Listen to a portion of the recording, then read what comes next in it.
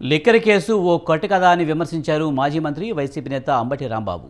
సరైన ఆధారాలు సేకరించడంలో సిట్టు పూర్తిగా విఫలమైందన్నారు. మెడికల్ కాలేజీల ప్రైవేటీకరణ అంశంపైన స్పందించిన అంబటి, జగన్ చెప్పినట్లు వైసీపీ అధికారంలోకి రాగానే టెండర్లను రద్దు చేస్తామన్నారు. ఇక రాజధాని కోసం ఒక సిటీని ఎంచుకోకుండా ప్రత్యేకంగా క్యాపిటల్ సిటీ నిర్మించడం ఏంటని ప్రశ్నించారు అంబటి. రాజధాని సృష్టిస్తారా? నాకు అర్థం కాలేదు. హైదరాబాద్ ఏమన్నా సృష్టించారా రాజధానిని? రాష్ట్రం విడిపోయినప్పుడు లేదా కలిసినప్పుడు, సంయుక్తంగా కలిసినప్పుడు కర్నూలు నుంచి రాజధానిని హైదరాబాద్కు షిఫ్ట్ చేశారు. హైదరాబాద్ ఏమైనా నిర్మించారేంటి అక్కడ? నాకు అర్థం కాలేదు. హైదరాబాద్ ఏమైనా నిర్మించలేదుగా. హైదరాబాద్ డెవలప్ అయిపోయింది, దట్స్ ఆల్. నువ్వు కూడా గుంటూరు విజయవాడ మధ్యలో నువ్వు రాజధాని పెడితే ఎవడు కదన్నాడు? దానికి 52,000 కోట్లు అప్ప, మళ్ళా 1,00,000 ఎకరాలు మళ్ళీ సేకరణ, మళ్ళీ అప్పు కావాలా? అన్ని తీసుకొచ్చి ఎవరినెత్తిన పెడతావు? నాకు అర్థం కాలేదు. ఆఫ్టర్ ఆల్ రాజధాని అంటే ఏంటి? ఆఫ్టర్ ఆల్ ఒక శాసనసభ, ఒక హైకోర్టు, ఒక సెక్రటేరియట్ అయిపోయా. ఆ చుట్టూలో డెవలప్మెంట్ జరిగిపోద్ది. ఏం సృష్టించారు చెప్పండి నాకు? హైదరాబాద్లో, బెంగళూరులో ఏం సృష్టించారు? మెడ్రాస్లో ఏం సృష్టించారు? ఇది పెద్ద మొగోడు వచ్చి సృష్టించారు. నాకు అర్థం కాల. మీరు వచ్చి అమ్ముకునే కార్యక్రమం చేస్తున్నారు. అయ్యా, కొనేవాళ్ళు ఎవరన్నా ఉంటే రండి అని అడుగుతున్నారు. ఆ కొనేవాళ్ళకి చెప్తున్నాం, మీరు తొందరపడి కొన్నారా? మేము అధికారంలోకి వచ్చిన తర్వాత ఈ కొన్నవి క్యాన్సిల్ చేస్తాం అని చెప్తున్నాం. Very bold. దీనిలో ఏమీ సందేహం ఏమీ లేదు. దీనిలో దాయాల్సిన అవసరం ఏమీ లేదు. జగన్మోహన్ రెడ్డి గారు సూటిగా చెప్పారు. ఆ కొనేవాళ్ళంటే పెట్టుబడిదారులంట, రాష్ట్రానికి పెట్టుబడులు వస్తున్నాయంట. ఇదేనా పెట్టుబడులు? కాలేజీలు అమ్మేయటం పెట్టుబడులా? కొనేవాళ్ళు పెట్టుబడిదారులా? కొనేవాళ్ళు ఎవరో మనకు తెలీదా? కొనేవాళ్ళు నీ తాబేదారులేగా. అన్ని కాలేజీలు పూర్తి చేసుకుని సిద్ధంగా ఓపెనింగ్ ఉన్నటువంటి కాలేజీలని ఇవాళ మార్కెట్లో పెట్టి అంగడి వస్తువులాగా నువ్వు అమ్మే ప్రయత్నం చేస్తున్నప్పుడు కళ్ళు మూసుకొని కూర్చోవడానికి వైఎస్ఆర్ కాంగ్రెస్ పార్టీ సిద్ధంగా లేదు.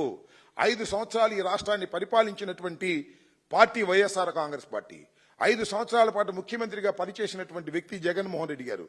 వైద్యం మీద, విద్య మీద కాన్సన్ట్రేషన్ చేసినటువంటి వ్యక్తి జగన్మోహన్ రెడ్డి గారు.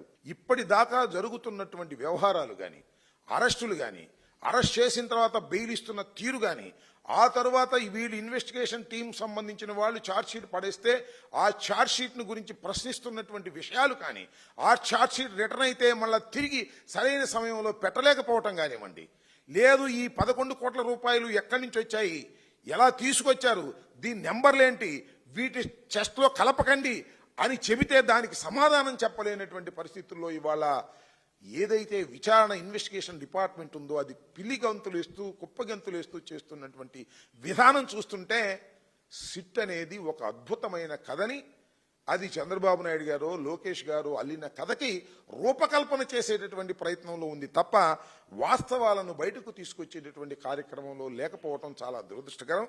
దీన్ని చూపించి బెదిరించి ఏదో ఒక విధంగా ఆధారాలు లేకోకుండా కేవలం పొలిటికల్ వెండేటాతో కేసులు పెట్టి వేధించాలనేటువంటి ప్రయత్నం చేయటం చాలా దురదృష్టకరం. ఏదైనా ఒక ఇష్యూ వచ్చిందనుకో, దాన్ని డైవర్ట్ చేయడం కోసం సిట్టు విచారణకు పిలిచింది కొంతమందిని. నాకు చాలా ఆశ్చర్యం వేసింది ఏంటంటే, సిట్టు వెళ్ళి సోదాలు చేస్తుంది, లేదా దానిలో ముద్దాయిల దగ్గర నుంచి ఫోను తీసుకుంటుంది, ఆ ఫోన్లో నుంచి కొన్ని నెంబర్లు తీసుకుంటుంది, ఆ నెంబర్లోనే పిలుస్తుంటారు. చివరికి ఎలాంటి చేస్తున్నారంటే, మనం బాత్రూమ్ కడగడానికి కూడా నెంబర్ పెట్టుకుంటామే, వాళ్ళని కూడా పిలుస్తున్నారు, లేదా డ్రైవర్ని వాళ్ళని కూడా పిలుస్తున్నారు, పిలిచి వాళ్ళని విచారిస్తున్నారు. ఇంత దౌర్భాగ్యంగా ఉంది సిటీ యొక్క విచారణ. ఇలాంటి దౌర్భాగ్యమైనటువంటి విచారణలు చేసి ఏదో ఉంది దీనిలో అనేటువంటి భావన కలిగించటం కోసం ప్రయత్నం చేస్తున్నారు తప్ప ఎక్కడా కూడా సరైనటువంటి ఆధారాలు సేకరించడంలో పూర్తిగా విఫలమైపోయినటువంటి ఈ స్పెషల్ ఇన్వెస్టిగేషన్ టీముని ఏమనాలో అర్థం కానటువంటి పరిస్థితి